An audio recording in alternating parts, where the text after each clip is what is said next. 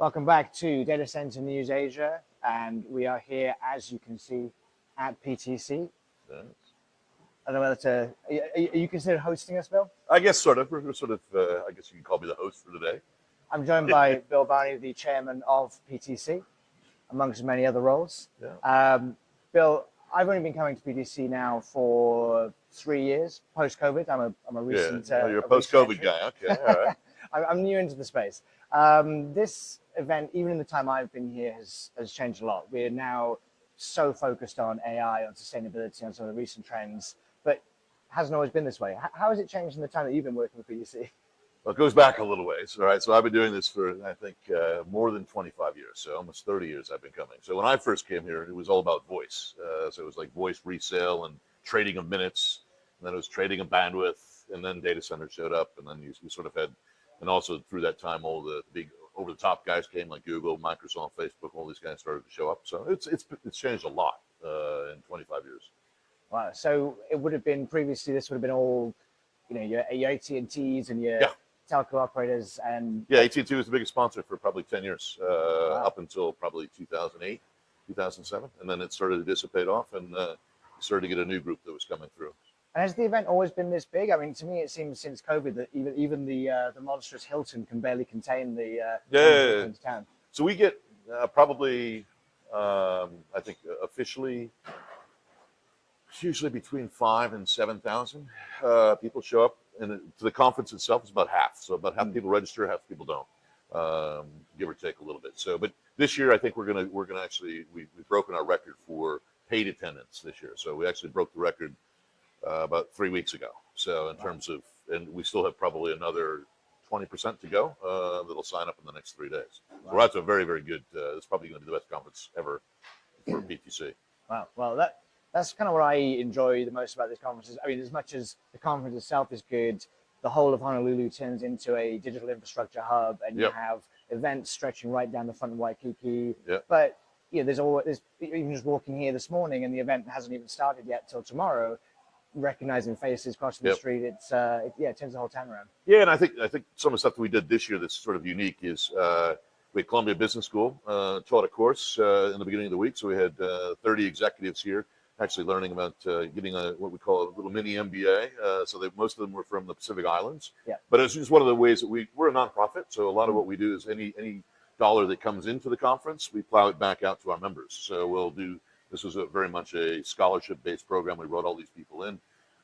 We also did a program in Washington, D.C. this year with the U.S. government. So we brought a lot of the U.S. government officials into the PTC and did a lot of dialogue between sort of C-level leaders across the industry with some of the top U.S. government, Australian government, Japanese government officials. So what we're trying to do is actually give back a lot to the community through this conference. So you'll see.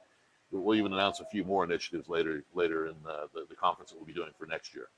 And the focus on talent development, and I guess the academic side is the wrong thing, maybe giving opportunities is a great side of this. I'm an ambassador for Nomad Futures myself, and I know Nabil well, and the guys are always around here every year.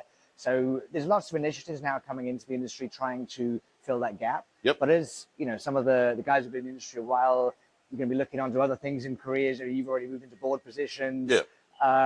How are we as an industry going to be able to fill that coming through? I mean, are these initiatives going to be enough for the demand we have? I mean, everyone should do their part, right? Like, and I think for us, we're going to try. We've got an academy that we teach sort of the entry level folks, basic engineering and skills, and we'll have it's like 15 or 20 students coming for that this year. And then we normally will we've got this new executive education, which we're going to run out for the next couple of years with Columbia. So we'll continue to do that. But it's, we're going to try and do what we can, but all of us have to work together. And I think it's a challenging place. This industry is growing very fast. And, there's new dimensions all the time added. I mean, you're going to hear at the conference, people are going to talk about electricity, power, nuclear power, all these things as AI starts to consume, essentially bigger and bigger data centers. Now the bigger issue used to be, how do I connect my data center via fiber, and how do I actually get it close to eyeballs?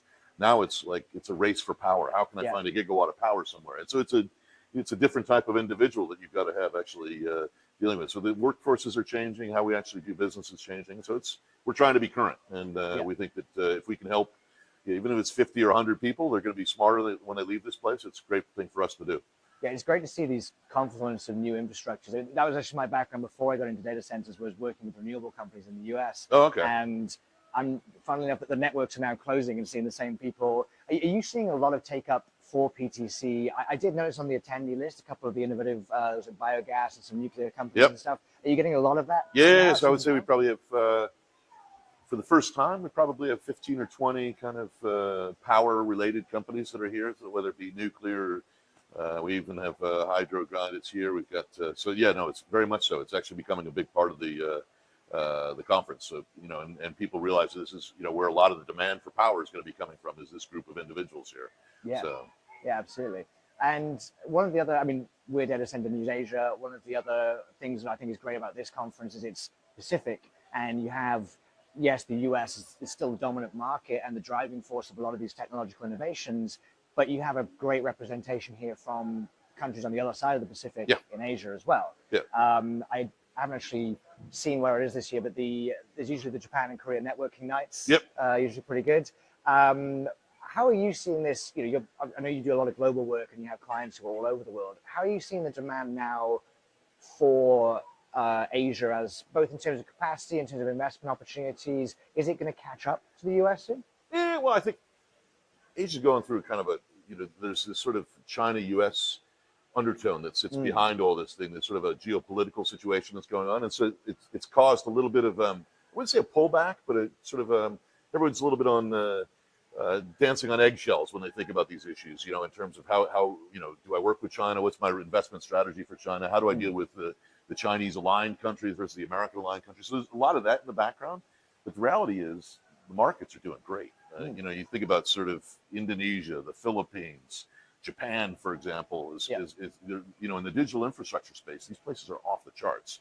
Yeah. So even though there's this kind of undertone of this sort of issue between U.S. and China, the reality is I think that the entire region as a whole is exploding. And I'm sure I think you're in Singapore. You look across the border to Malaysia. Yeah. Malaysia's that the area along Johor has become just overnight has become a hub for data centers, right?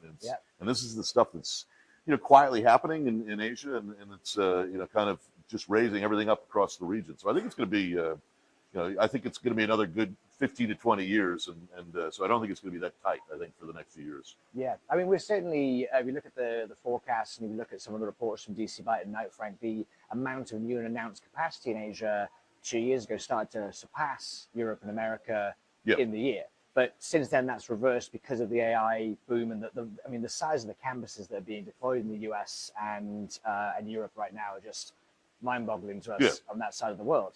Do you think we'll get to the gigawatt scale there's opportunities potentially Australia, Japan, but do you think we'll get there in the near future in Asia? Or well, some of it's geopolitical, some of it's just pure physics and power, right? Like the issue is most of these economies in Asia have been growing not only in the digital infrastructure space, but across all sectors they've been growing, right? And so their power capabilities and infrastructure is keeping up, but it's not. You don't have like overhead. Like, you deal with parts of Northern Europe, for example, like Iceland and all these places. They have excess power that's, 40% more than they need for their country. Yeah. Is sitting idle, right? Yeah. You don't have that in Asia. These countries are, they're growing very, very fast. And so that's going to be, I think, one of the issues. It's not necessarily that they don't want to have the training models or they don't have the capabilities. It's just, I think Europe's going to have a little bit of excess capacity. You don't have all the issues that you have in Asia with other industries competing for that same power.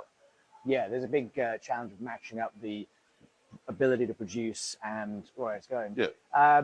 One question that I ask everyone when we do these PTC interviews, and this is happening on the Saturday before PTC officially kicks off, so I can't ask you which one was the best, but which party are you looking forward to the most this weekend? There's too many. Well, I'm biased, so I always think that the opening reception is always the best, right? Like I love the guys out on the lawn, because that's when most of the people come in. Yeah. So it's we sometimes get 2,000 people at that one reception. So, but there's going to be some great stuff going. I mean, the great thing about this place is some great companies are here, and you can actually rock up and meet a CEO of a very, very large company here, and they'll talk to you because you're all sitting there in Hawaiian shirts, and it's a good environment. And I tell you, I've been to a lot of conferences. There isn't a place on the planet where you have the access that you have here. And there's the great thing about PTC is we don't block off. Anyone that comes here, if you're at a different hotel, you can still meet somebody in a hotel here. It's open access to everybody. Yeah. It's a very kind of vibrant environment where people can actually move very quickly between meetings and things like that. And so I think that's why people come here. I mean, I've had a bunch of meetings today, and then people are saying, "Oh, I've got 65 meetings in 3 days." I mean, I'm like, 65 meetings? It's amazing how much stuff is going on for these people. That's actually one of my lessons last week. I've been toning down the number of meetings and trying to say it almost gets too much, but it's as you say, the access to the people and the quality is fantastic. It was a very diplomatic answer going with the opening reception, but that's fine. You're a man with responsibilities, so I'll let you get that one, Bill. Thank you very much for joining us on Data Center News Asia. It's great. Thank you. Cheers. Cheers.